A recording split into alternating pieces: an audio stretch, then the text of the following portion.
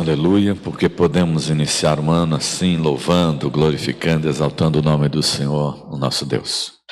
Quero convidar você para que possa abrir a sua Bíblia, lá no Evangelho de Mateus, o capítulo 28. Mateus 28.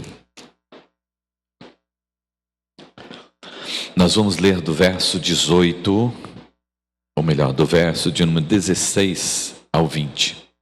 Mateus capítulo 28, último capítulo do Evangelho de Mateus, o capítulo 28, do verso 16 ao verso de número 20.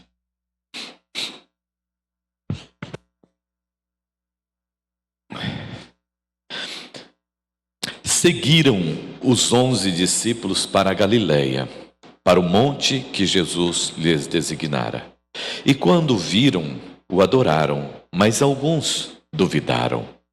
Jesus, aproximando-se, falou-lhes, dizendo: Toda a autoridade me foi dada no céu e na terra. E portanto, fazei discípulos de todas as nações, batizando-os em nome do Pai, e do Filho e do Espírito Santo, ensinando-os a guardar todas estas coisas que vos tenho ordenado. E eis que estou convosco todos os dias, até a consumação dos séculos. Amém? Amém? Amém.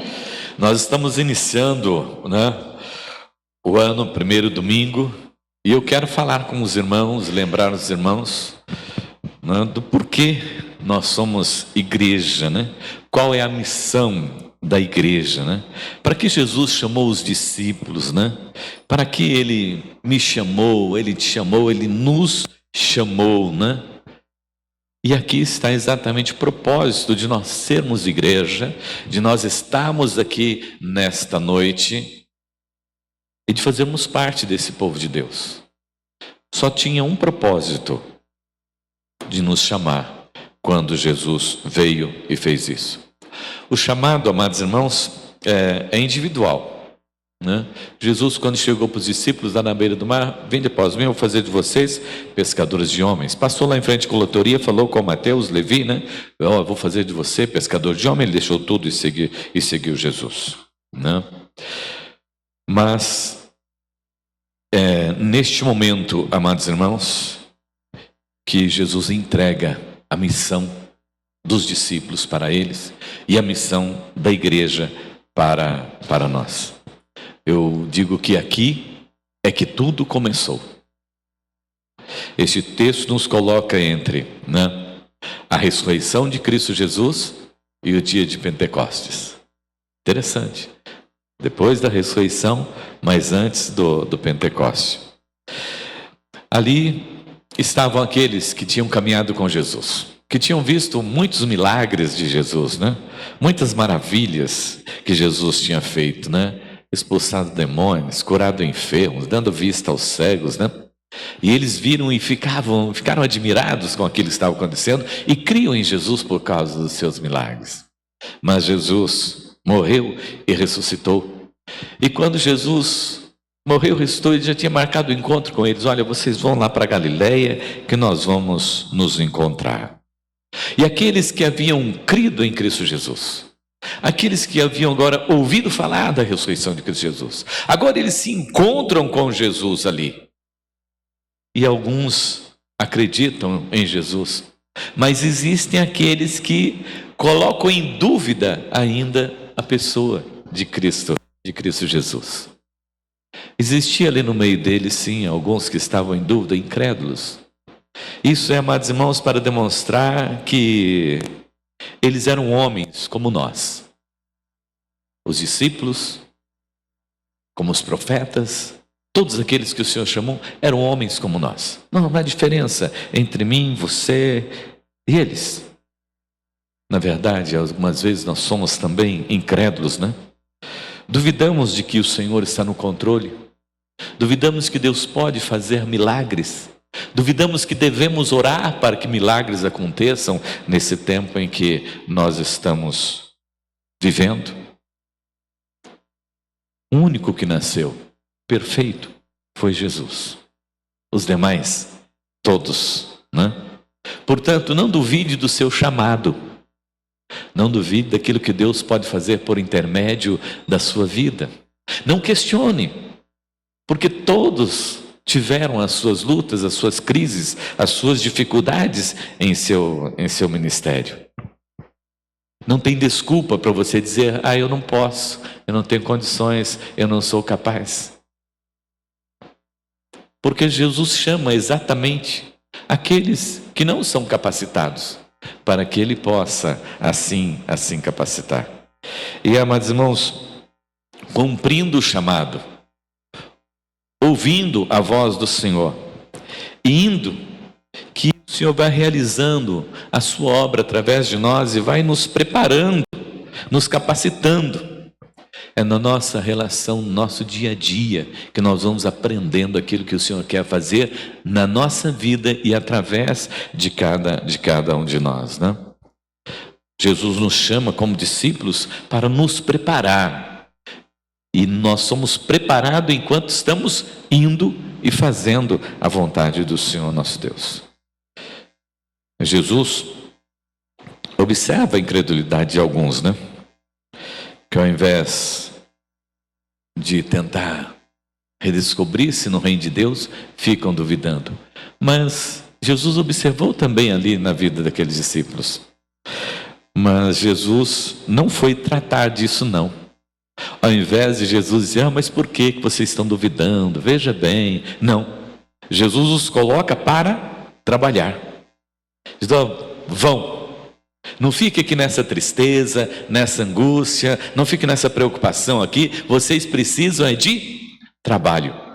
Aí vem até uma expressão, né? Que sempre alguém diz: crente que não trabalha, dá trabalho, né?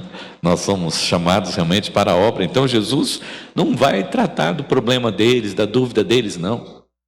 Não vai conversar com eles, fazer um cafuné neles.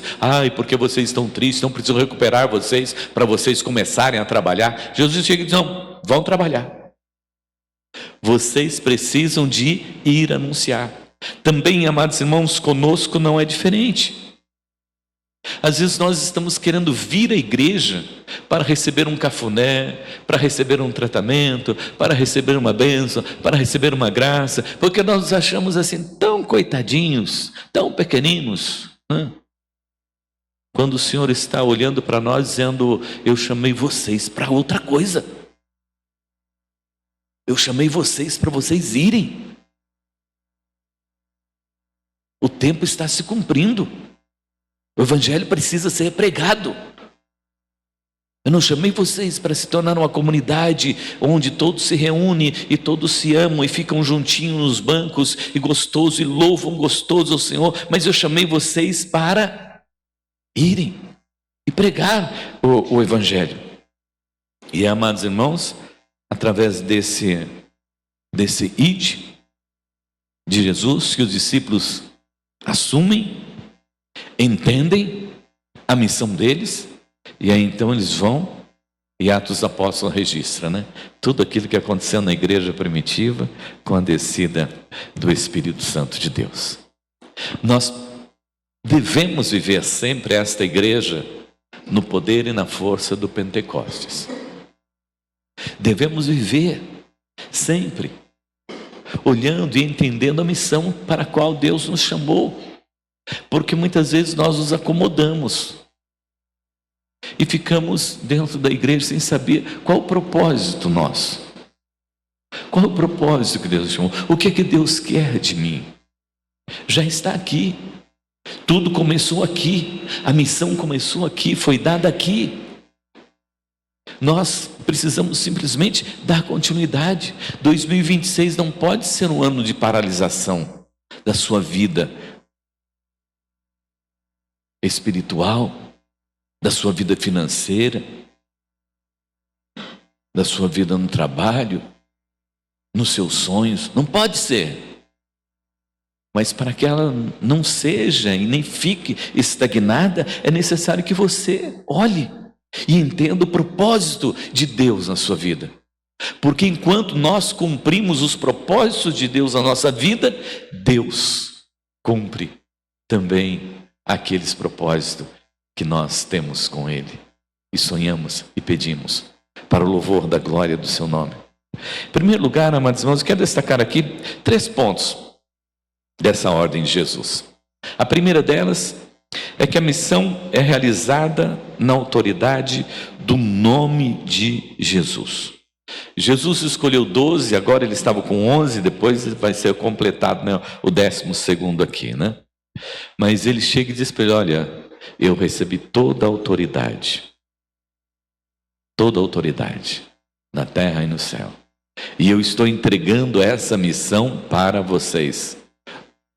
Alguém poderia olhar e dizer o seguinte para Jesus, né? Jesus, o Senhor escolheu 12, um já desistiu, um já morreu, agora o Senhor vai entregar toda a missão que o Senhor tem, tudo aquilo que o Senhor realizou na mão desses 11? Qualquer estrategista, né? Por mais simples, por mais humilde, qualquer pessoa olhando e analisando ia dizer: xiii, isso não vai longe, isso não vai dar certo, Jesus. Esses 11 aí, ó, tem um tal de Pedro aí, tem um tal de Tomé aí, ó, tem uns caras aí nesse meio que eu não sei não, viu? Xiii, eu não sei se o senhor está querendo ter um sonho muito bom e coisa muito boa para a igreja, não. Mas Jesus decidiu, no céu e na terra, que seria assim o plano dele. Com um que já tinha desistido, outro seria escolhido, mas seria com esses 11. E, amados irmãos, hoje, quando Jesus olha para mim, olha para você, e nós somos a igreja dele, e nós somos o povo dele, Jesus entregou para nós essa missão de levar o Evangelho, de pregar o Evangelho. Ele não tem outra maneira, ele não tem outra forma de fazer a obra dele. É por intermédio da igreja, é por intermédio da minha vida, da sua vida, que Jesus vai realizar essa grande e gloriosa obra sobre a face da terra. Por isso, eu quero dizer para você uma coisa: ela não vai falhar. Você vê alguns escândalos, né, acontecendo dentro da igreja e fica abismado. Oh, dentro da igreja de Cristo está acontecendo isso. Vê falsas doutrinas sendo pregadas, né, dentro da igreja e fica todo preocupado. Como é que pode estarem pregando esse tipo de pregação, esse tipo de ensino dentro da igreja? Vê alguns falsos mestres aí, né? Algumas pessoas ruins mesmo, né? Tem até aqueles que estão dentro da cadeia, estão pregando o Evangelho. Pessoas que foram condenadas estão pregando o Evangelho. Nos púlpitos, pessoas que muitas vezes não sabem nem sequer falar o português direito, né? E tem muitos que ficam igual o diabo, torcendo, não vai dar certo. Essa igreja vai sucumbir. Essa igreja não vai conseguir seguir em frente, não. Mas, irmãos, essa é a igreja de Cristo. Esses eram os discípulos de Cristo. Eles duvidaram de Jesus ali no momento de receber a missão. Há dificuldades, há luta na nossa vida, sim. Mas sabe por que ela não cai? Sabe por que ela não se desintegra? Sabe por que o diabo não vence? Porque apesar de esse chamado ser ouvido por pessoas falhas, pecadoras, eles estão cobertos pela autoridade do sangue do Cordeiro, Jesus Cristo.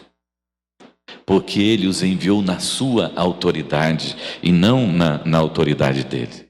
Por isso, amados irmãos, a autoridade de Jesus. Nós, a igreja de Cristo, ela caminha na autoridade de Cristo Jesus. Seja ela daquele que se orgulham, né? Eu sou da igreja reformada. Eu sou pentecostal, né? Aí eu sou de uma igreja bem avivada. Lá todo mundo é muito avivado, né? Ou da neopentecostal, né? Aí eu sou da igreja da parede preta, né? Não é. Nenhuma delas tem autoridade. A autoridade é no nome do Senhor Jesus, porque a igreja é do Senhor Jesus. E ela está sobre a face da terra e ela foi instituída por Cristo Jesus. Eu quero dizer que você, não sei qual é a sua idade, nem qual é o seu propósito, nem o que você já viveu até hoje, mas eu quero dizer que você foi alistado para fazer parte dessa grande e gloriosa missão de resgate no mundo. Nós já participamos, né? Lá em Brumadinho. Quantas pessoas, né, viajaram para Brumadinho para ajudar a resgatar as pessoas que sofreram aquele acidente, né? Até veio gente até de Israel naquela época para ajudar. Nós participamos de uma grande campanha aqui para ajudar os nossos irmãos e pessoas lá no Rio Grande do Sul, quando teve aquela enchente por lá, devastou tudo por lá. E tantos outros acidentes naturais que aconteceram por aí, né? Mas o maior acidente cósmico acontecido na vida da humanidade, amados irmãos, não foi nenhum desses. Foi o pecado que tirou o homem da presença de Deus e o condenou à morte e ao inferno. Isso é sério. Aquelas pessoas reconstruíram suas casas, receberam alimentos, mas o pecado condenou o ser humano à morte e ao inferno. E não é uma tragédia que vai passar. Porque se a pessoa não se converter, não entregar sua vida a Cristo Jesus, se você não pregarmos o Evangelho, essas pessoas elas vão sofrer eternamente no inferno. Então a consequência não é de alguma coisa por um tempo, é a eternidade. Então é isso que precisa tocar, amados irmãos, os nossos corações. E só Jesus, nós cantamos aqui, a luz do mundo, que veio à terra. E Ele é que tem toda a autoridade, e Ele é que tem todo o poder. E Ele chamou a mim, chamou você, chamou a nós como igreja, para essa grande e gloriosa obra, para realizarmos obra segundo o seu propósito, segundo a sua vontade. Ele manifesta o seu poder através de mim, através de você, através de nós, e essa obra se cumpre. Aquele coraçãozinho que você não acreditar que pode se converter, ele se converte sim. É dobrado sim na presença do Senhor. Não há. O Espírito Santo de Deus convence o pecador do seu pecado. Mas isso só pode acontecer através da proclamação do Evangelho. Então você não está aqui para ser tratado e se tornar santo para poder chegar na glória. Você está aqui para ser tratado, para se tornar santo, mas pregando o Evangelho de Cristo Jesus, compartilhando o Evangelho de Cristo Jesus.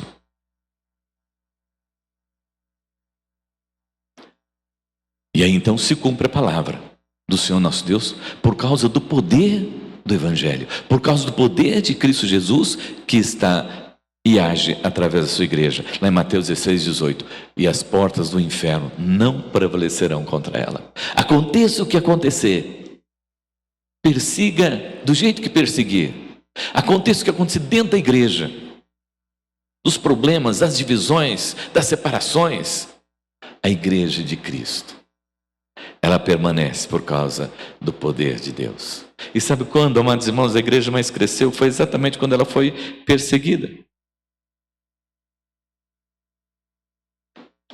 Aqueles que são chamados, eles não desistem. Eles morrem por amor ao Evangelho de Cristo Jesus. Eles não podem ser impedidos de pregar, porque se eles forem impedidos de pregar, eles morrem, mas não deixam de falar do Evangelho.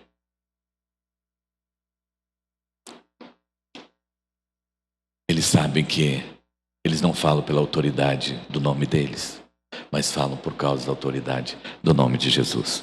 Então, a primeira coisa para nós, iniciando esse ano de 2026, você foi chamado para anunciar o Evangelho, e a autoridade que foi concedida à igreja é a autoridade de Cristo Jesus.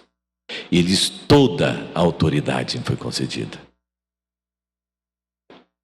E se Ele nos concedeu essa autoridade, e se Ele nos chamou debaixo dessa autoridade, nós só temos que fazer uma coisa: obedecer. Quando você recebe uma ordem de juiz, do delegado, de qualquer autoridade, o que você tem que fazer? Discutir? Não, obedecer. E se Jesus, que tem toda a autoridade do céu e na terra, nos chamou, então nós só temos que fazer uma coisa: obedecer. Em segundo lugar, a ordem é: ide, fazei discípulos de todas as nações, batizando-os em nome do Pai, do Filho e do Espírito Santo e ensinando-os. Então, segunda é a ordem, é o ide. Não dá mais para nós, como conhecedores do Evangelho, como conhecedores de Cristo Jesus, ficarmos paralisados e não sairmos para anunciar. Quer seja em casa, quer seja no vizinho, quer seja na cidade, onde você estiver, anunciar o Evangelho.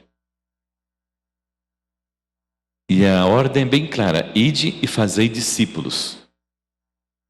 Não? Ide e fazei discípulos. Hoje nós estamos vendo um tempo em que as pessoas e o sucesso dela é medido por seguidores. Quantos seguidores eu tenho? Quantos seguidores o pastor tem? Quantos seguidores essa pessoa tem? Quantos seguidores ele tem? Hã? Mas Jesus, quando Ele chamou-nos para pregarmos o Evangelho, Ele nos chamou para fazer discípulos para Ele. Jesus não quer fã. Não. Ele não quer fã. Quem precisa de fã são os homens, para serem enaltecidos, para se sentirem bajulados, para se sentirem um pouco mais Deus. Jesus não mandou você fazer fã para Ele. Jesus falou para você fazer discípulo. Nem mesmo admiradores. Oh, Jesus, Ele faz milagres. Oh, Jesus, que maravilhoso. Oh, Jesus, como Ele atendia, como Ele via as pessoas. Não, não é isso. Quem busca admiradores são os homens. Jesus não mandou-nos apenas a falar a respeito do seu Evangelho e receber pessoas na igreja. Nós temos uma missão maior: tornar as pessoas discípulas de Cristo Jesus. Isto é, fazer com que elas sejam parecidas com Cristo Jesus. Que eu seja parecido com Cristo Jesus, que você seja parecido com Cristo Jesus.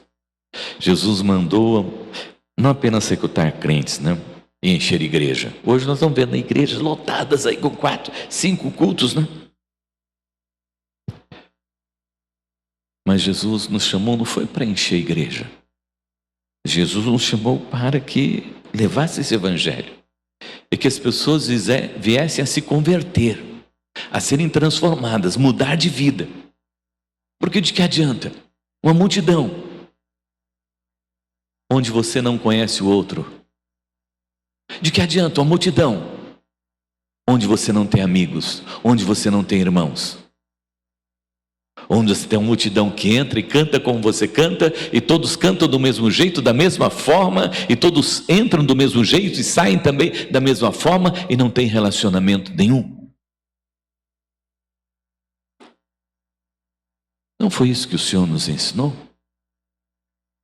Os mandamentos do Senhor é amar a Deus sobre todas as coisas, o seu próximo como a ti mesmo, e vai e anuncia o Evangelho.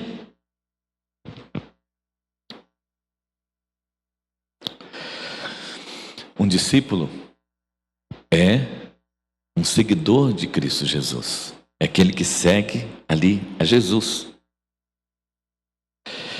E nesse seguir a Jesus está implícito, amados irmãos, com a palavra assim: buscai, pois, o Senhor em primeiro lugar.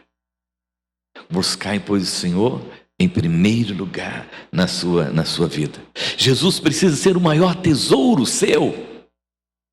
Você pode ter muitos compromissos na sua vida, você pode ter muitos valores na sua vida, mas o maior deles tem que ser Jesus. Precisa ser Jesus. É assim que você precisa testemunhar lá fora, e é assim que você precisa ensinar as pessoas a viverem. Discípulo de Jesus é assim. Quem está em primeiro lugar? Ah, meu esposo, claro. A minha esposa, claro. Meus filhos, claro. Não. Quem está em primeiro lugar na minha vida? Porque sem Deus, sem Jesus, eu não tenho filho, não tenho esposa, não tenho esposo, nem tenho vida.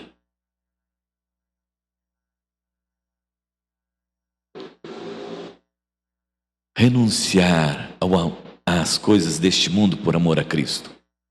Final de ano, né? Festas e tudo mais, né? Onde será que ficou Jesus na maioria das casas, na maioria dos lares?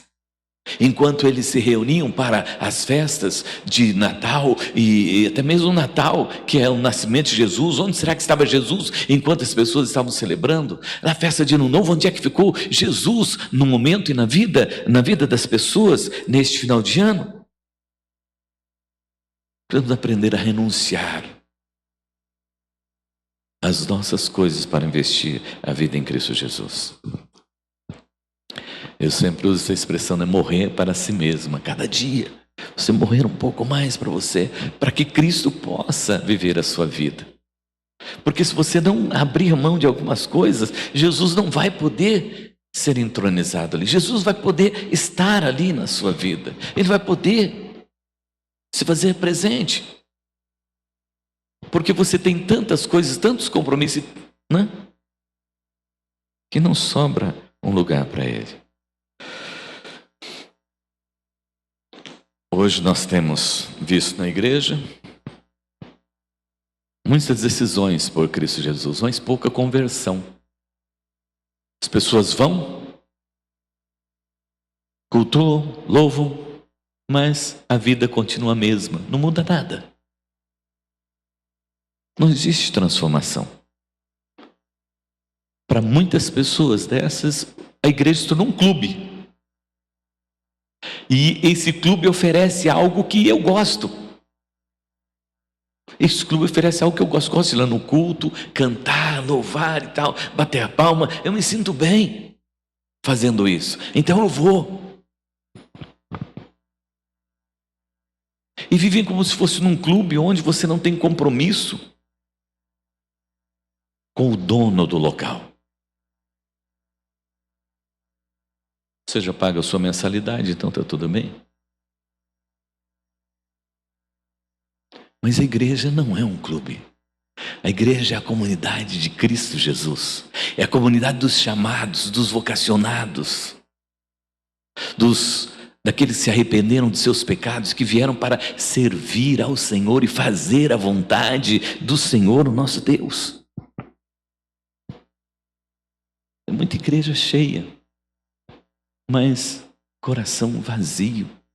Muita igreja com cultos, né? Que você quando vê aquele louvor, aquela adoração, aquele fogo todo, mas é tão somente carne, não é o fogo do Espírito. Porque vidas não são transformadas, relacionamentos não são mudados. Eu diria que são pessoas religiosas, né? Sabe o que é uma pessoa religiosa? Que faz aquilo que tem que fazer todos os dias porque se acostumou a fazer aquilo.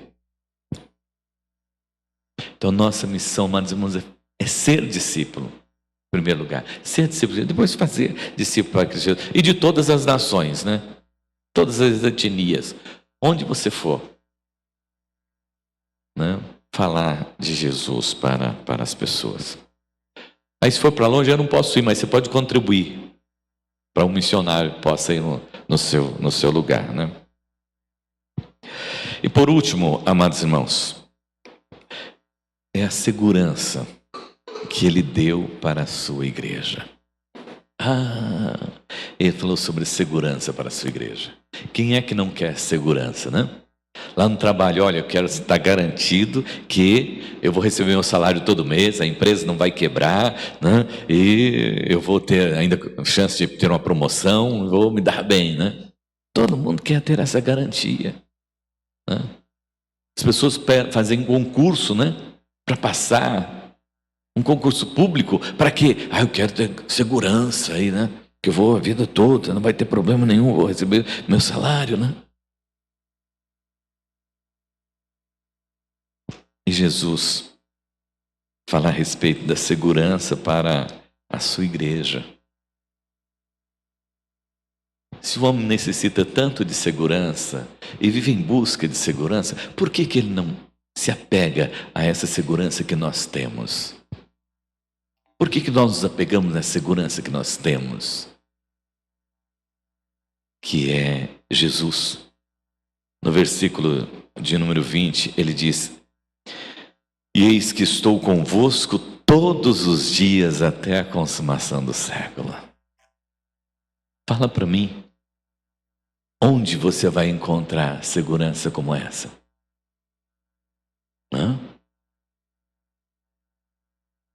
Vai lá diante do altar, vamos casados, né? Até que a morte nos separe, e dali a pouco, por qualquer probleminha, já estão separando. São amigos, né? São amigos, né?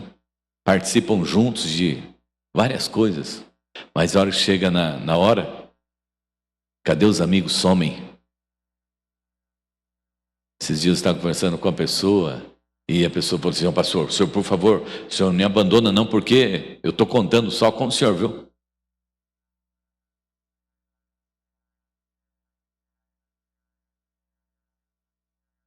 E você? Está contando com quantas pessoas? Deixa eu ver, pastor. Não, não dá. Não dá. Não dá, não dá. Não tem. Às vezes é o filho. O pai contava tanto com o filho, com a filha que criou, né? Com todo aquele carinho, com todo aquele zelo. Falei assim: essa aqui é a minha bênção, né? A hora que ela olha, cadê? Tá longe, né? Não liga. Às vezes mora na mesma cidade, mas também está distante. Né? Às vezes é o filho, né, que contava sempre com o pai, né, e tal. Posso contar com meu pai, a hora que ele chega. Filho, agora não dá, sabe como é que é a coisa, né? O pai tá meio assim, né? Lá no emprego, foi mandado embora. Você foi mandado embora? Não acredito.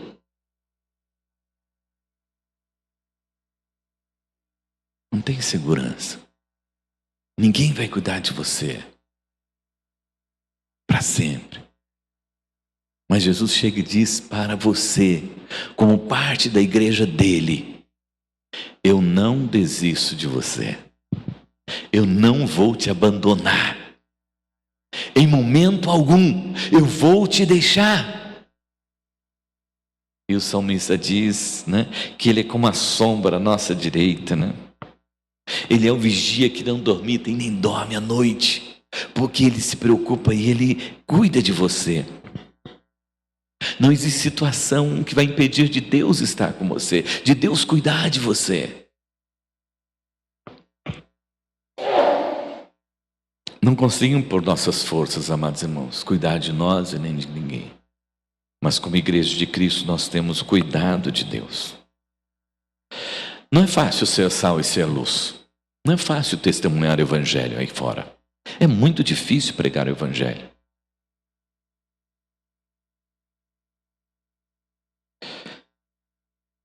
Na faculdade, na escola, né? As pessoas conversam sobre tantos assuntos, né?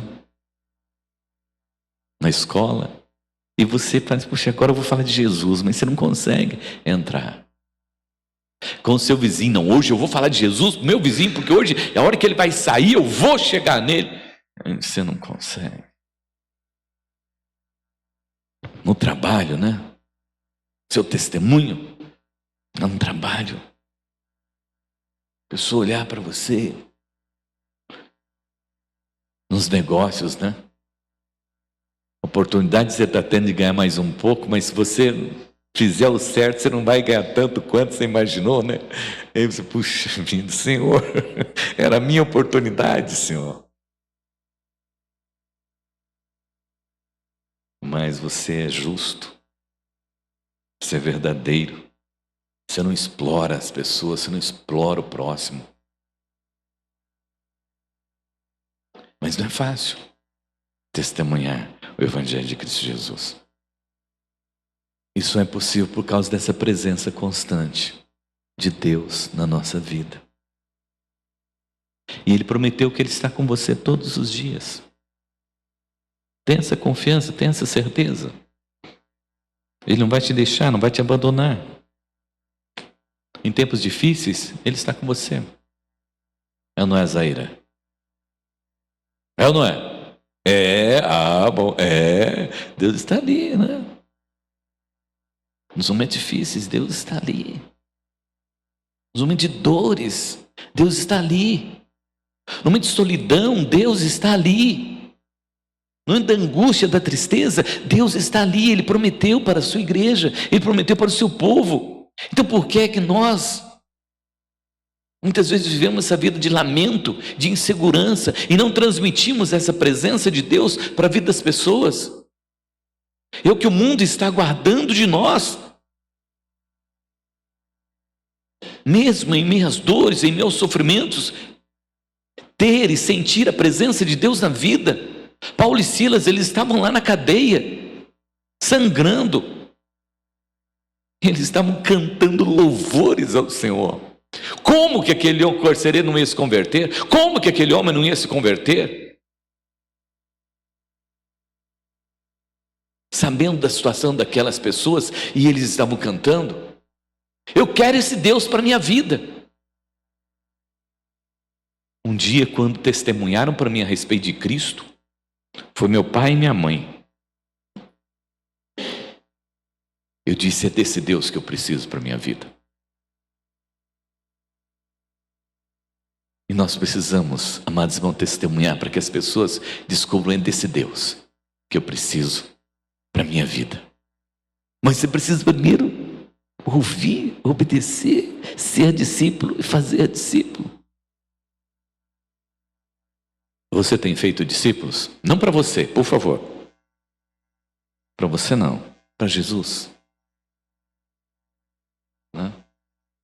Você tem procurado trazer as pessoas, reunir as pessoas do seu lado para falar de Jesus para elas?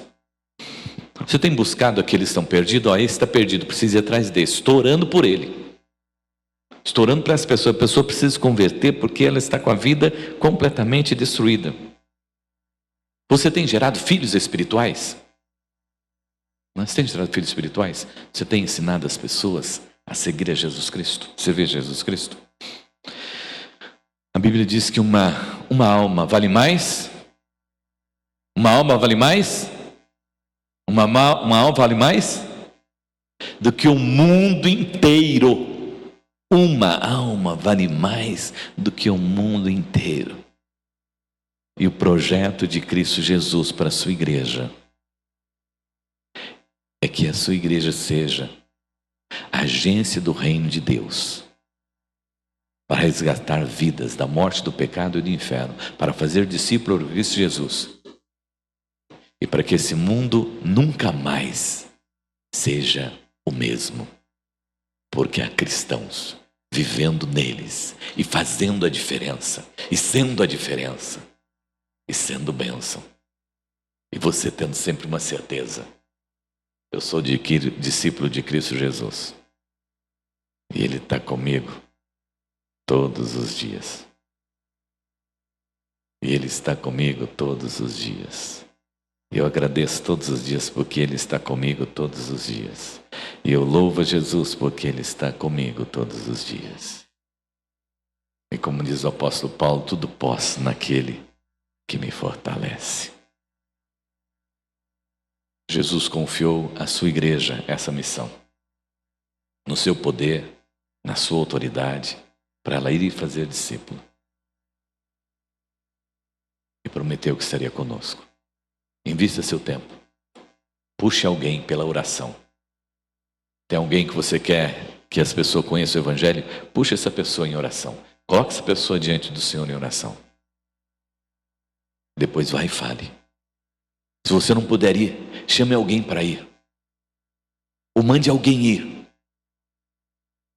Mas não deixe essa pessoa perecer eternamente no inferno. Mas que haja salvação, que haja discipulado, que haja ensino, que haja doutrinação através de nós. E tenha certeza de uma coisa. Ainda que você olhe muitas vezes para a igreja e fale assim, não vai. Não vai mesmo, porque se ela fosse sua, ela não iria, mas ela é de Cristo Jesus. Ela vai. E vai chegar lá no final. E lá no final, todos aqueles que Ele comprou com o seu precioso sangue glorificarão o seu nome. Feche teus olhos. Senhor nosso Deus, Pai Todo-Poderoso, obrigado.